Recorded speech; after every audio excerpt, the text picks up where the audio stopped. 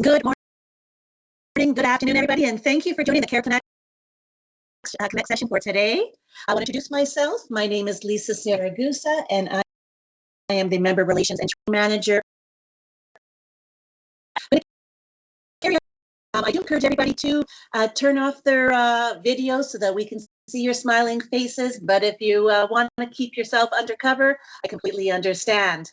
But again, welcome and thank you for joining us today. I do want to introduce our team at the CARE office. So our executive director, who's actually in Toronto today at a conference, is Myrna Gran. We have Jordan Sisawa, who is on the call today. He is our marketing and industry relations manager. Also on the call today is Diana Svensson, and she is our office administrator coordinator. And I've already introduced myself, Lisa Saragusa. Also on our team, but not with us today, is Tracy.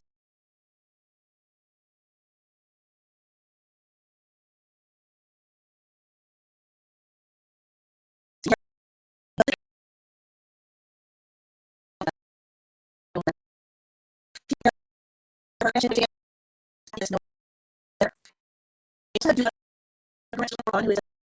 a student with us.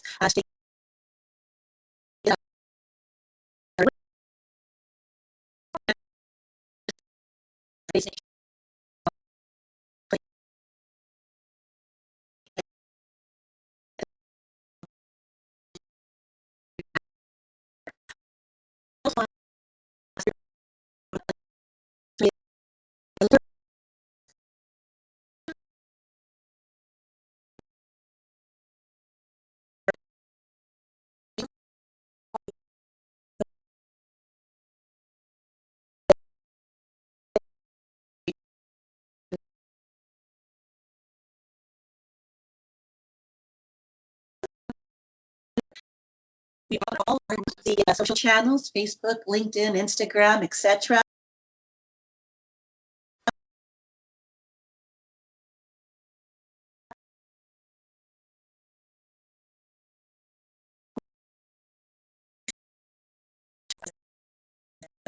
If you are on the call today and you are not a member of CARE, we do encourage you to become a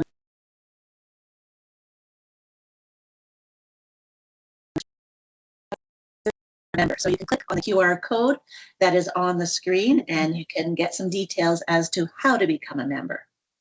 Or again, reach out to one of the team members or board directors for more information. So why we are here today is these sessions. We started these last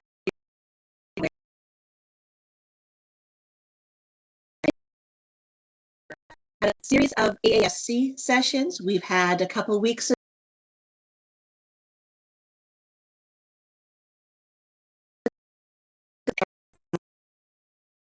about HR issues. So if you do want to see a lineup, click on that QR code, which will take you to the website page that has a listing of all of those sessions. And talking about Care Connect sessions, next session is another one hosted by AAFC, and Dr. Megan Vankowski is going to be talking about her research. So stay tuned and make sure that you join us for that one as well. So why we're here today is we have Dr. Christina Enick, or sorry, how do you pronounce that, your last name? It's Eink. Eink, sorry, my apologies. Should have asked you that before. So Dr. Eink is born and raised on the shores of the North Sea in Germany.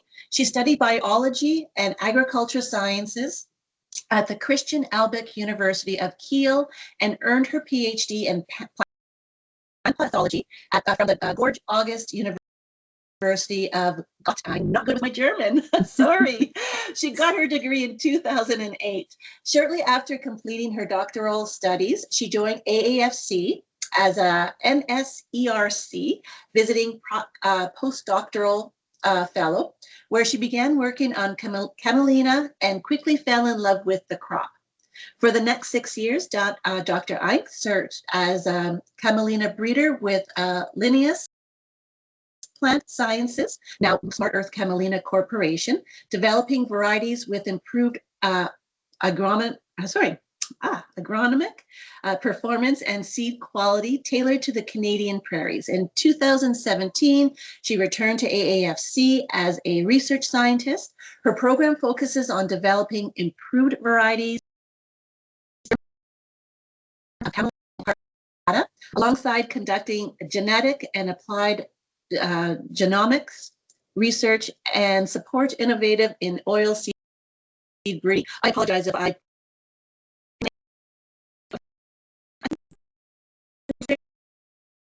Christina has more.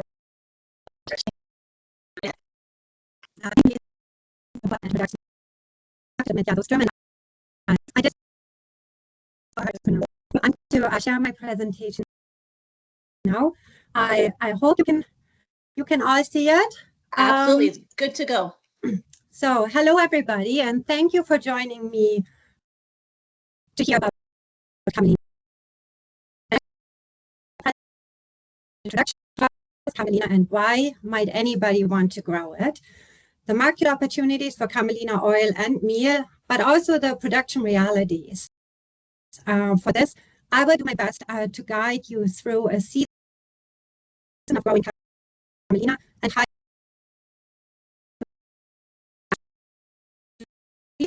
to address those agronomic challenges through breeding. For this, I will concentrate on the traits, seed size, and herbicide tolerance. And last but not least,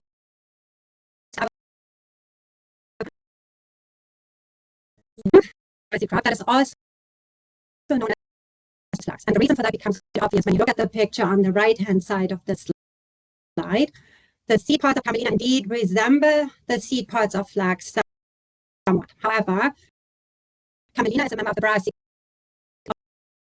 families of canola and the condiment mustards.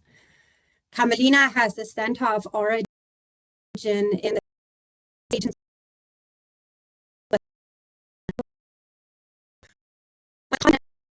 climate is quite left the continent climate in Canadian prairies. Very, very old crop that has a long history as a crop in Europe.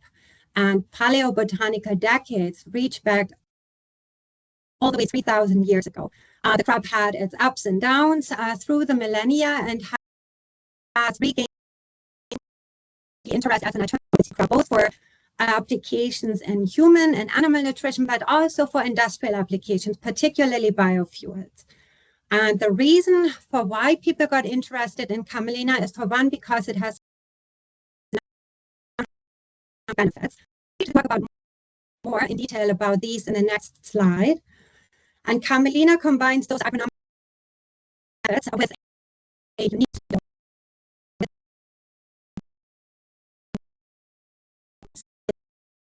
oxidants. The applications for Camelina oil are quite diverse. They range from human and nutrition to a number of industrial applications, including biofuels. Camelina has both spring and true winter types. So why would anybody want to consider growing Camelina?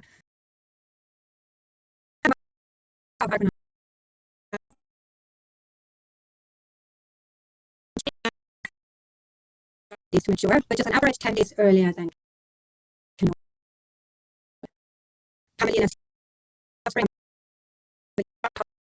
and the crop has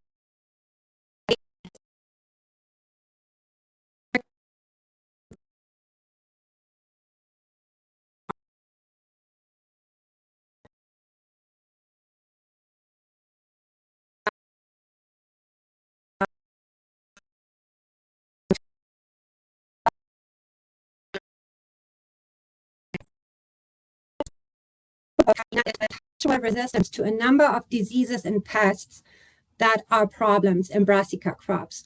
Camelina is, for example, resistant to blackleg disease and Alternaria black spot, and to a number of diseases that can wreak havoc on a brassica crop, like diamond back moth, cabbage seed pod weevil, but most importantly, flea beetles. And that resistance to flea beetles is quite nicely demonstrated in this picture on the right bottom corner of the slide, where you see some Camelina seedlings and some canola volunteers that popped up in the row.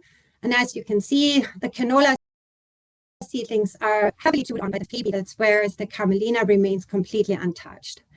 If you want to give Camelina a try in your rotation, you don't need to purchase any special equipment to integrate it. As I said, Camelina is an oilseed crop. So let's have a look at the seed quality and the oilseed.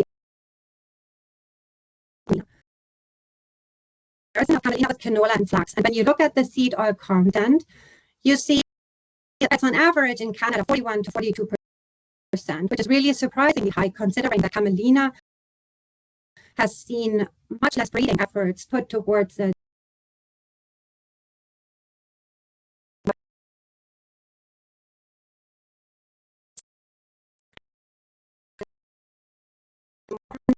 Linolenic acid, that is your omega-3 fatty acid. It's not as high as in flax oil, but considerably higher than in canola oil. Camelina oil generally has a good ratio of 3 to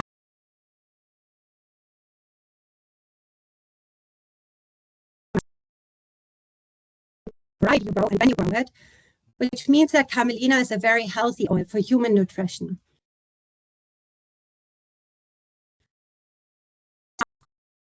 Has a very high content of unsaturated fatty acids. It's surprisingly stable, and that is because of its high content of tocopherols. Those are your vitamin E's, which protect against turning. There are several markets for Camelina oil and the meal. There are two really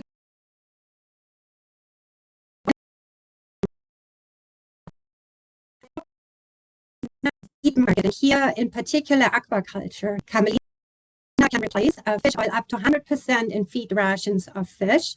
So there's a big opportunity for Camelina. Here in Canada, there is a smaller but still significant market for Camelina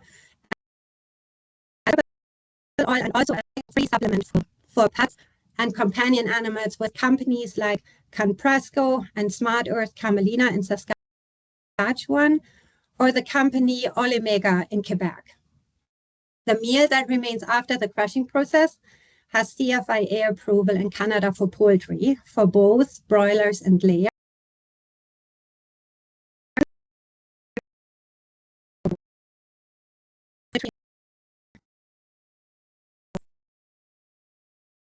Exciting development in the Camelina world over the last year and a bit. And it started when in January of 2025, Bayer Crop Science announced that it had acquired the Camelina assets from the small Canadian company Smart Earth Camelina, which is located in Saskatoon, to use Camelina as a feedstock crop for biofuels. And just in the end of February of this year, Bayer Crop Science announced the launch of a new seed brand with the name New Gold. And this seed brand includes 3 crops: winter canola, pennycress, and Camelina, all to be used for biofuel applications.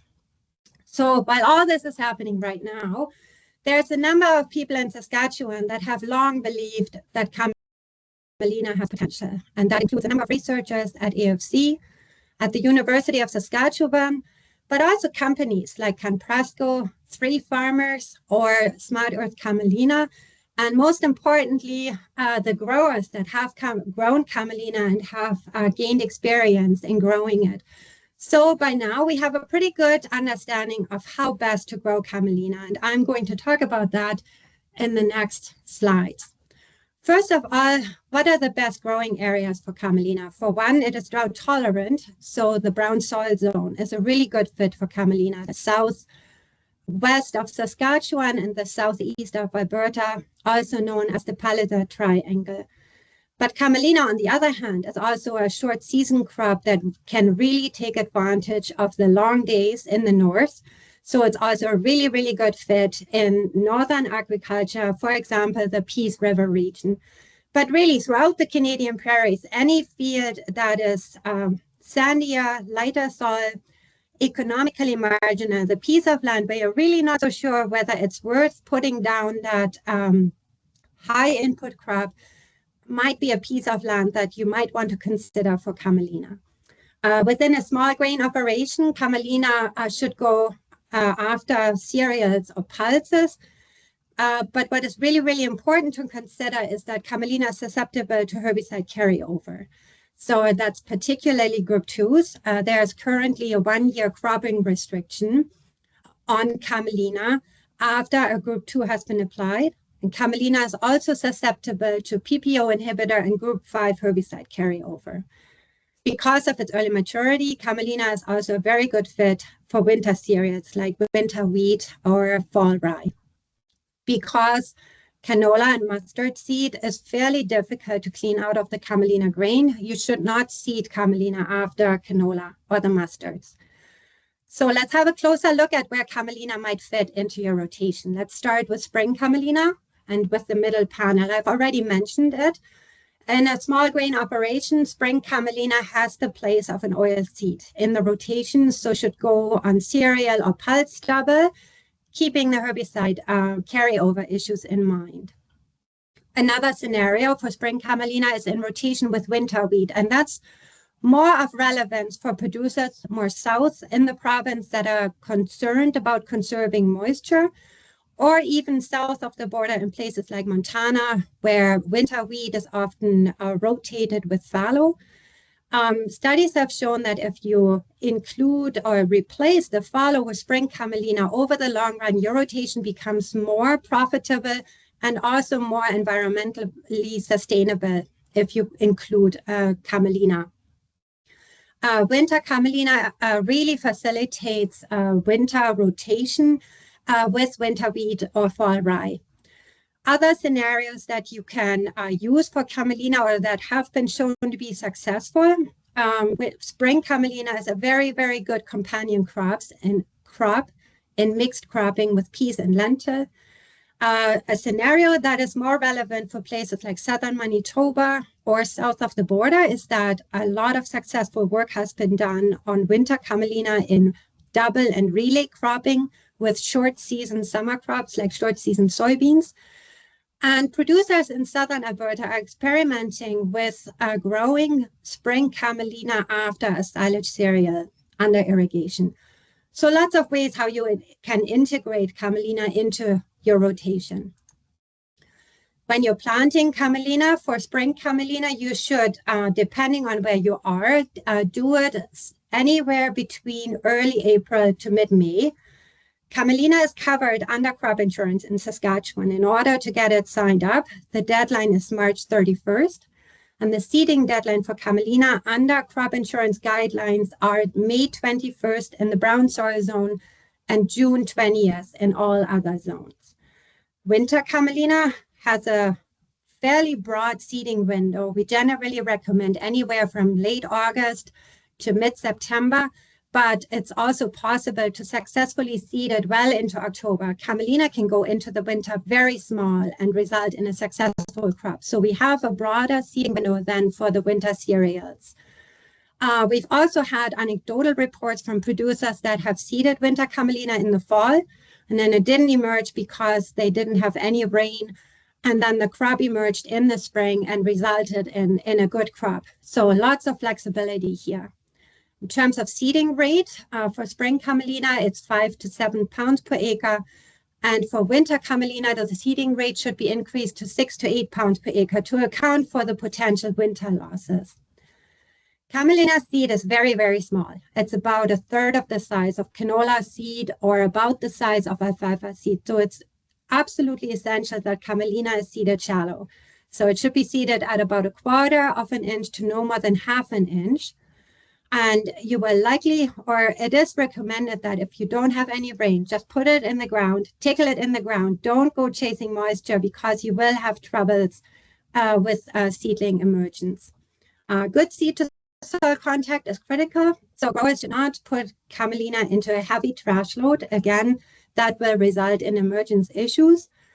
And what we find is that generally more narrow row spacing of 5 to 8 inches improves the competitiveness of the crop because then the canopy closes in earlier and shades out the weeds better.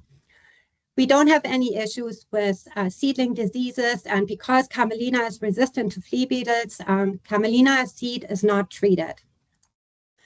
In-season management, I've already said that Camelina has lower nitrogen requirements than canola.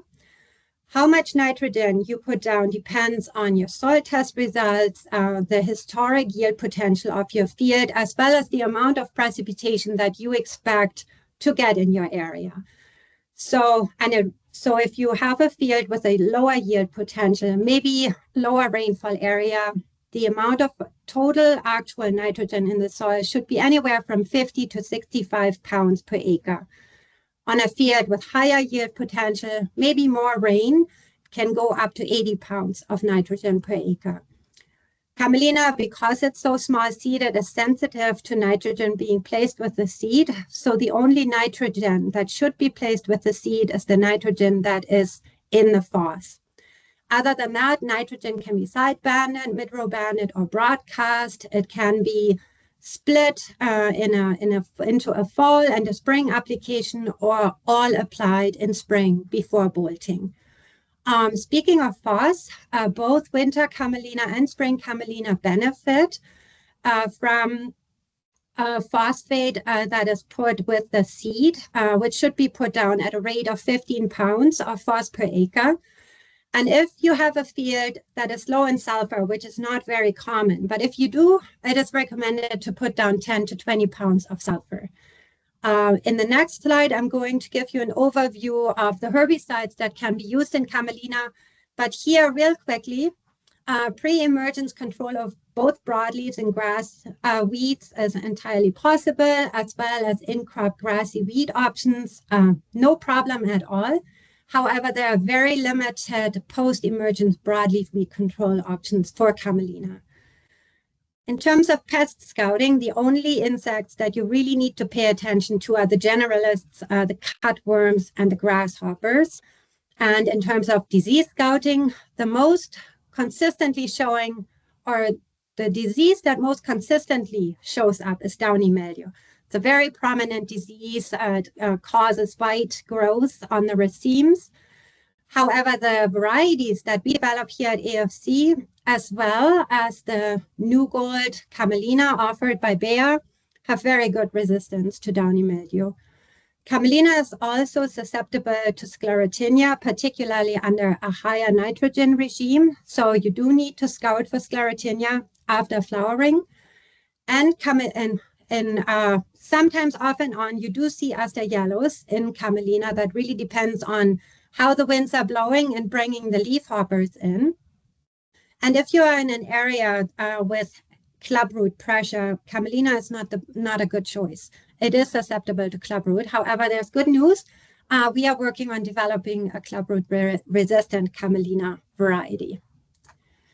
So here are the weed control options to use in Camelina, and I'm not going to go into too much detail about every product, just a quick overview. So many growers do a pre-plant burn down with Roundup Weather Max or a tank mix with AIM, and many producers heavily rely on an pre-emergence application of Edge Microactive for a more longer-term control of the broadleaves and the grassy weeds.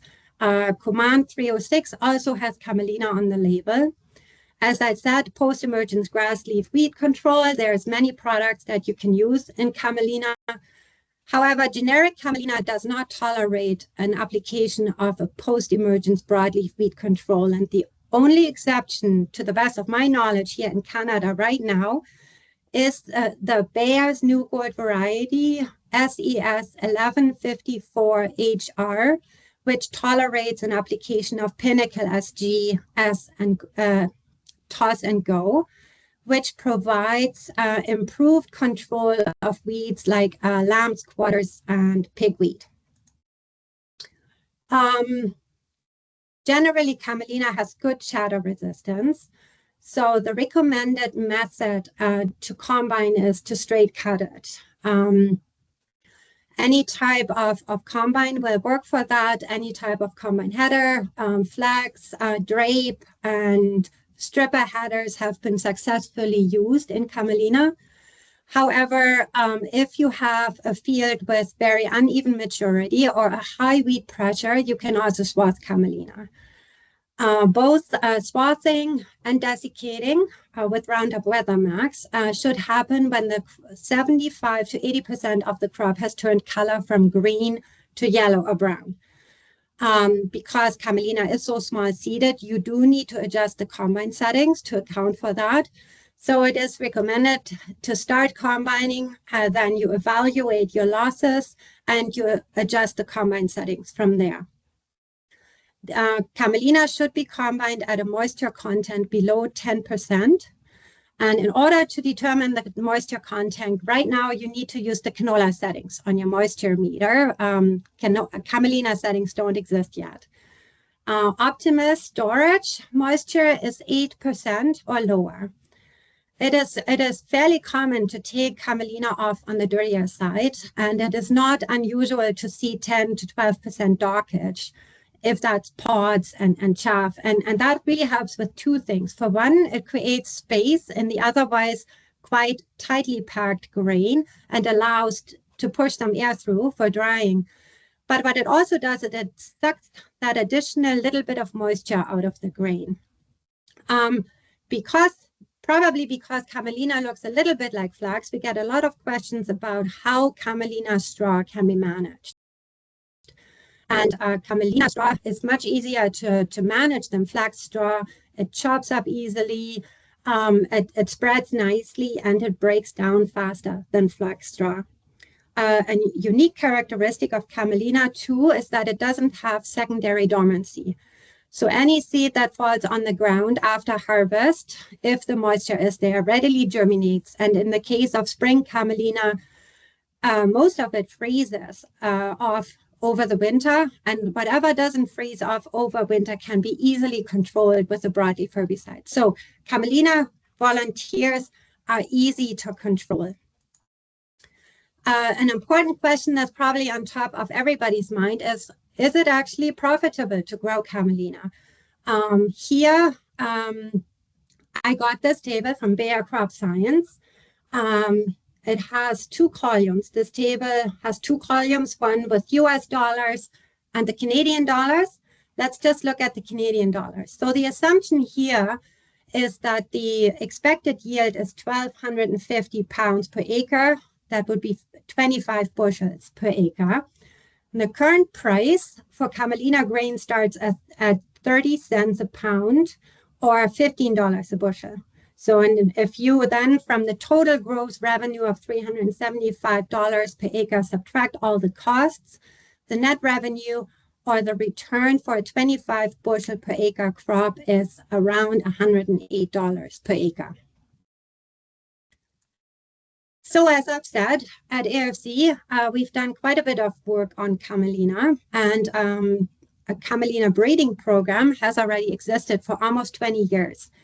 And how this program started was that my predecessor, Kevin Falk, teamed up with somebody from Plant Genetic Resources of Canada, Richard Google, and those two looked at Camelina in comparison to flax and Polish canola at several locations in Saskatchewan and Alberta, and they were really surprised to see how well Camelina performed.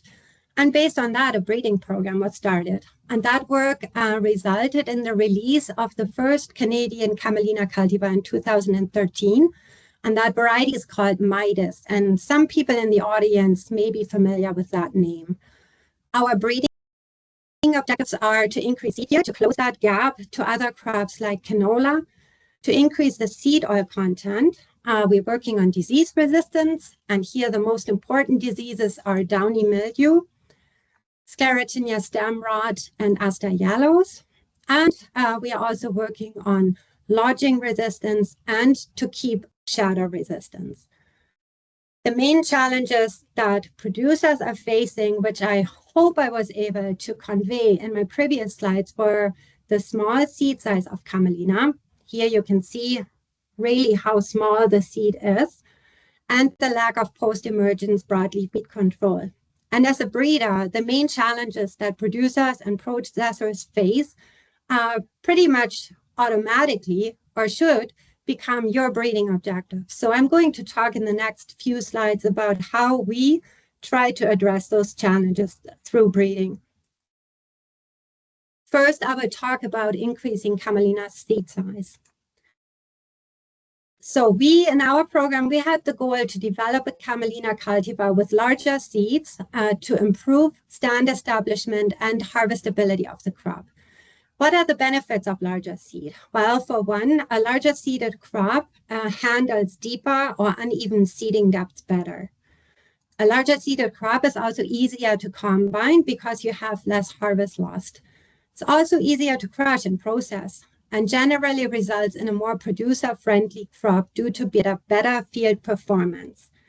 However, the main challenge that we were facing was that in Camelina, there is a strong negative correlation between seed size, which is measured as 1,000 kernel weight, and the oil content. And that meant that as soon as the seed size reached a certain level, the oil content would drop precipitously. And we certainly didn't want to develop a large seeded variety with very bad oil content. So how did we approach that? Well, we used pedigree breeding, and we did multi-year selections in our breeding nursery to identify advanced breeding lines that break that typical trade-off between seed size and oil content. For that, we evaluated the seed size versus the oil content in many, many breeding populations and many environments. The result of this work is a cultivar called SES 0787LS.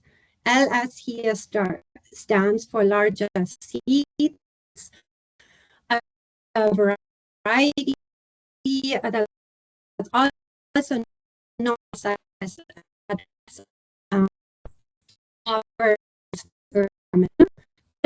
was evaluated 23 years in comparison to the birth check and had overall a 12% increase in yield.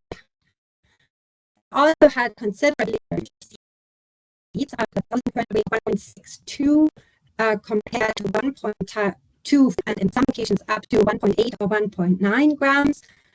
And we did not lose the oil content. So we were able to develop a variety with larger seed size, with improved emergence and combinability without compromise. After this release of this variety, we were able to replicate this phenomenon of larger seeds and at the same time high oil content. And I do believe that here in Canada, we are in a pretty good spot because we have many Camelina varieties that have larger seeds compared to varieties that are developed in other countries. Broadleaf herbicide tolerance, or the lack thereof. So what was the challenge that we were facing? This topic is somewhat debatable. However, from my experience and from talking to growers, I'm of the opinion, and I'm not the only one, that Camelina, when it's seeded early and when it stays cool, it's really not the best competitor early in the season. And we have very limited herbicide options, particularly no effective broadleaf herbicides. When you are working on, or when you are attempting to develop a herbicide-tolerant crop, the group 2s are a really attractive target because group 2 herbicide tolerance is mediated through a single gene, and it's fairly straightforward to develop group 2 herbicide crops, or group 2 herbicide tolerant crops.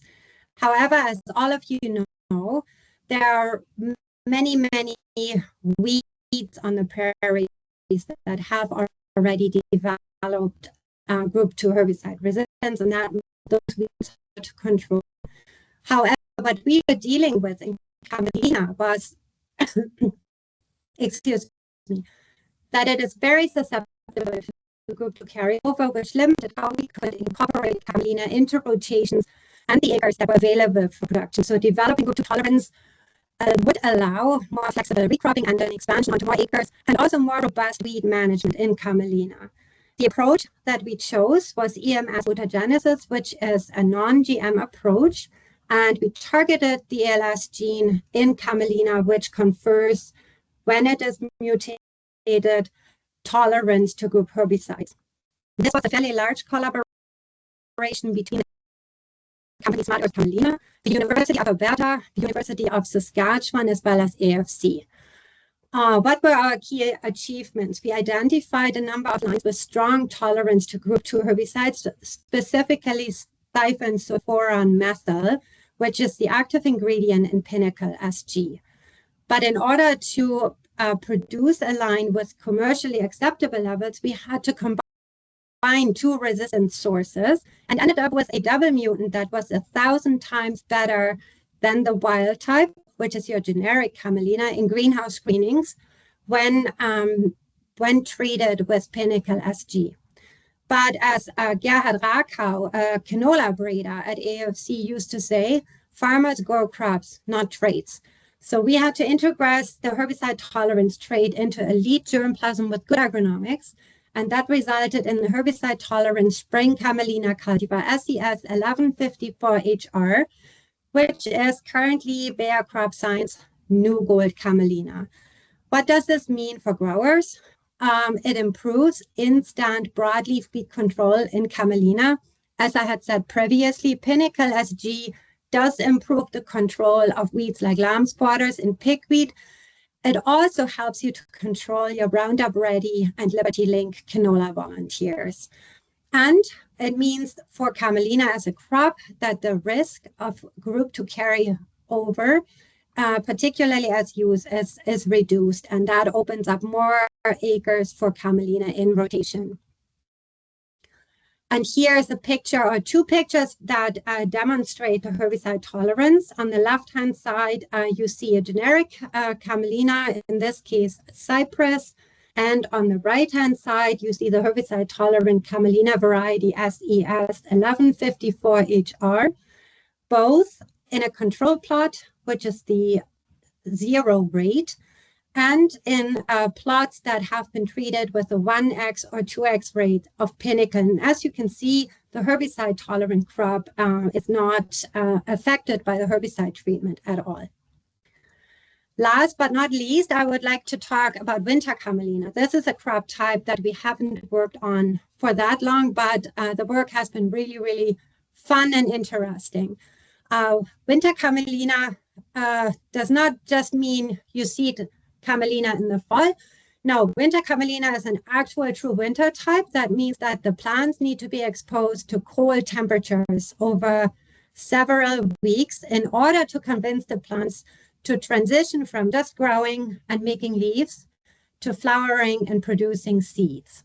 So winter Camelina generally should always be seeded in the fall, and it is harvested in midsummer before even spring Camelina. And those 2 things really alleviate the workload of a producer, because any acres that you seed in the fall, well, you don't need to seed those in the spring when you're busy with everything else. And when you're combining in July, again, that's not the time when you're usually combining all your other crops. Winter Camelina has been shown to be extremely winter hardy. It has a hardiness that is comparable to that of fall rye. And with that, it is the only oilseed crop that can be successfully grown on the Canadian prairies over the winter. With its early development, it avoids a lot of the diseases that we do sometimes see in spring Camelina, like the downy mildew or aster yellows. And the oil of winter Camelina is also higher in omega-3 fatty acids. So that's due to genetics, but also due to the fact when it grows and when it fills its seeds. And so the oil is even healthier than that of spring Camelina. Growing winter Camelina comes with a lot of environmental benefits. It covers the soil in the fall, and it helps to prevent wind and water erosion. Winter Camelina is also very good at scavenging nitrogen, which for one means nitrogen is taken up that otherwise might have leached, but it also means that the nitrogen requirements of winter Camelina are lower than those of spring Camelina. So here you can make do with about 45 to 50 pounds of actual total N in the soil. And winter Camelina is also one of the first flowers in the spring in the Saskatoon area. It flowers around mid-May. So it's one of the first flowers out there and is a really good feed source for pollinators. Winter Camelina, as I've already spoken about, facilitates a true winter crop rotation because you can take it off so early that it facilitates a really comfortable seeding of the winter crop. And there's great interest from industry in winter Camelina because it produces a biofuel with a low carbon intensity score. And the carbon intensity score tells you how much CO2 was produced in the production of a biofuel, and is a really important number that determines the value of a biofuel to the industry. And of all the oilseeds that you can use as a biofuel feedstock crop, canola, soybeans, pennycress, carinata, and others, Camelina has the lowest carbon intensity score. So it's very attractive for the industry. I've talked mostly about Bayer crop science in my presentation because I think it is very timely and relevant. However, there are other companies that are getting into Camelina as well. So for us, it's a very exciting time. With that, I would like to conclude my talk, and I would like to acknowledge the people that I work with, my group that are all doing excellent work, which allows me to stand here and talk about what they've been doing. I would also like to acknowledge the funding. For the last 8 years, we've been part of the Diverse Field Crop Cluster that's funded through the federal government in collaboration with industry partners. From very early on, our partner in crime for much of our work was Smart Earth Camelina, which, as you by now all should know, was bought by Bayer Crop Science, and we really, really appreciate to be able to work with Bayer on development and expansion of Camelina. I would like to end my talk with this quote from Thomas Jefferson, who said that the greatest service which can be rendered to a country is to add a useful plant to its culture. I do come back to that quote regularly when I feel a bit down or when I feel that things are not going fast enough. With that, thank you very much for your time and attention, and I would be happy to take any questions. Thank you very much, Christina. Lots of information in your session, and your research is valuable to our ag industry.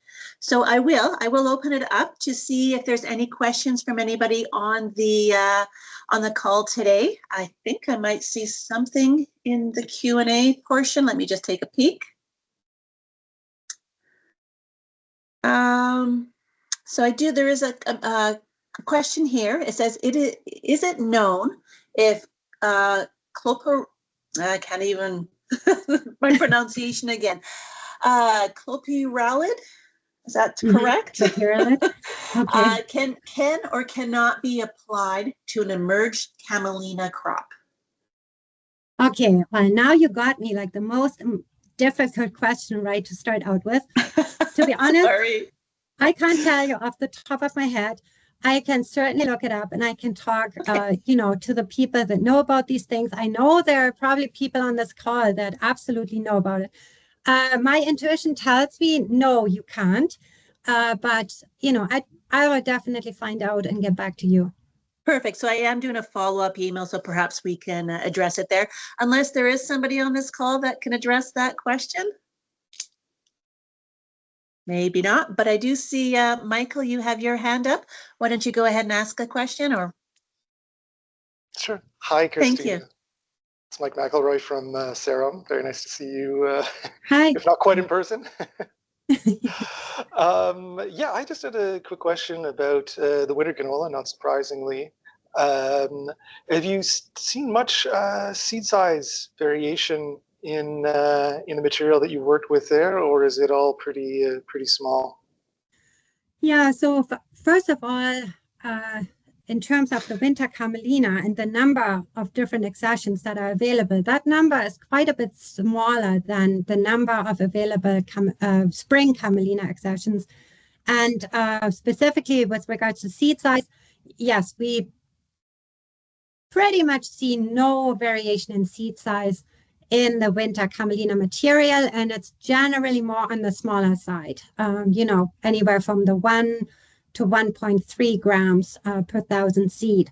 So that's has been one of our objectives to develop a winter Camelina variety that has larger seeds. And here it became really helpful that we already have access to larger seeded spring Camelina varieties, because, you know, we've been working on transferring that trait from the spring Camelina into the winter Camelina. Thank you. So there was a question. Thank you. Sorry, Michael. So there was a question that came in during the registration process that I will read out if you could address as well. And the question was, would there be better varieties being tested for pod shatter resistant trait? Experienced a great deal of shelling this past fall, 60% loss, heavy rain and wind.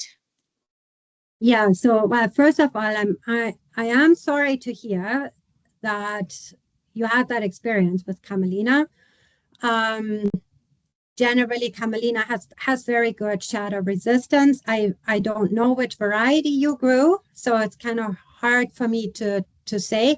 However, you know, you can't really do anything about the weather. And I had a pretty similar experience, or my team had a similar experience last summer, that our reptile plots were pretty much ready to combine. And then we had that weekend with the really atrocious wind. And then I come back on Monday, and yeah, I also saw, I only saw up to 20% shatter, but way more than I would usually ever see. So, you know, it really depends maybe on also, you know, how far was your crop along? And then sure, if you have heavy rain and lots of wind, I mean, it will also shell out at some point. Yeah, but I can see how frustrating that would be. Thanks, Christina. And I guess one of the questions that I have as well is, if somebody does have some additional questions after this session, is there somewhere that they can reach out to specifically that they can get some of their inquiries addressed? Absolutely. Like, you can always send me an email. Sorry, I don't have a slide with my email address, but I mean, it's fairly straightforward. It's christina.ink@agr.gc.ca. Also, if you Google my name, you know, I'm sure you will find my email address. You can also reach me by phone, 306-381-6818. Perfect. And Thank you. Yeah, I'd love follow-up questions, discussions. Yeah, I love to talk about Camelina. Wonderful. I appreciate that. So that being said, we still do got a few, or actually about 10 minutes still left on what we've designated for this call. Is there anybody else who has some questions that they would like to ask of Christina, or any comments about maybe some of their experiences that they have had with Camelina?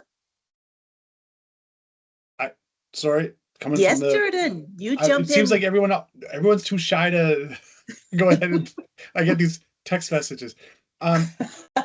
Christina, the message here is it's basically referencing to the new. It's an old 1,000-year-old seed that is newer technology to it. And where do you suggest agronomists, CCAs go to find the best practices and to monitor as changes come up with new breeds, etc.?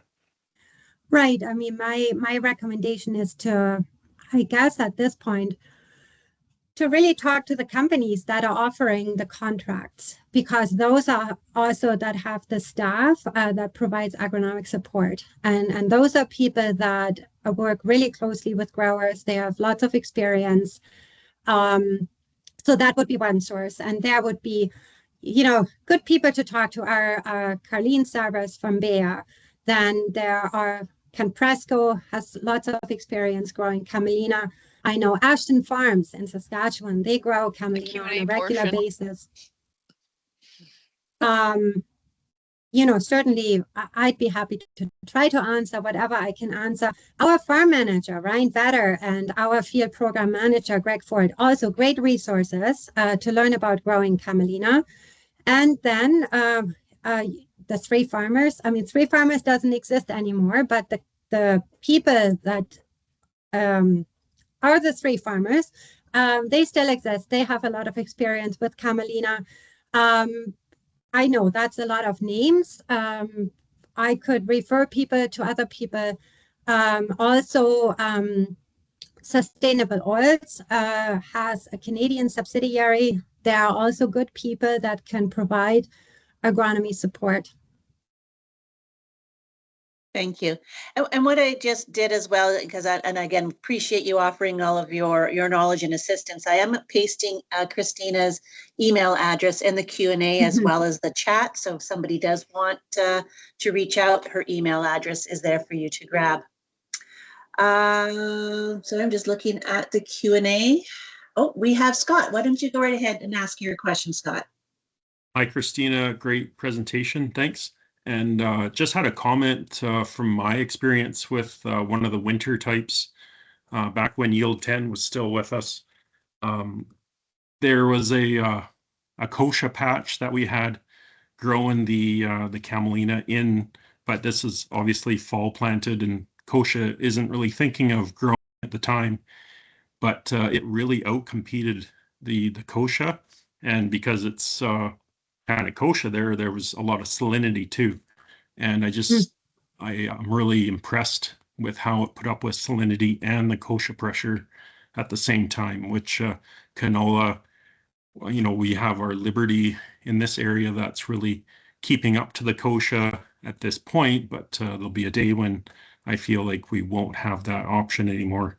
So, combining that maybe with the winter cereal rotation is quite attractive, and narrowing your shoulder season there down to 1 instead of 3, that would be ideal in a rotation. That's a really good point, and thanks for bringing that up.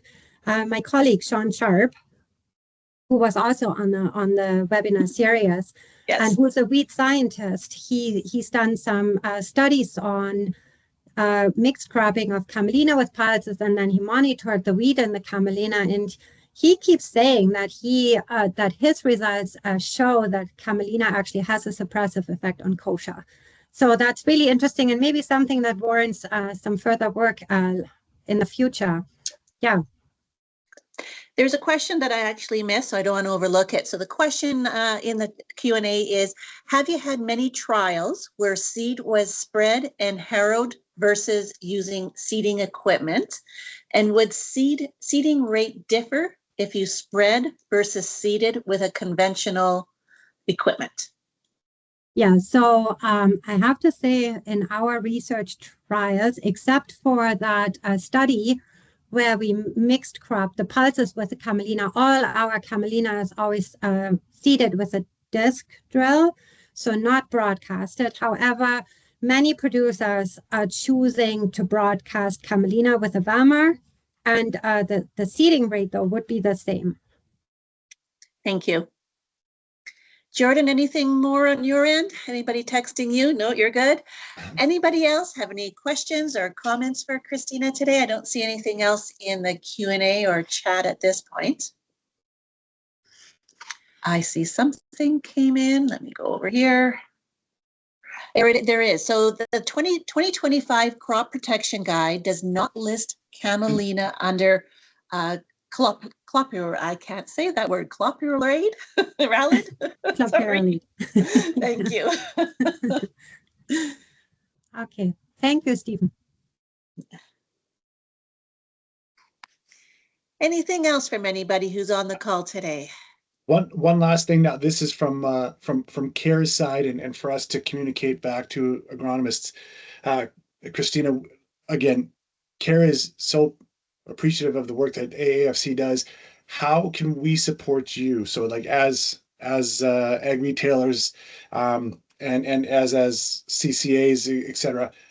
What can we be sending your way as far as what we see in the field and results that way?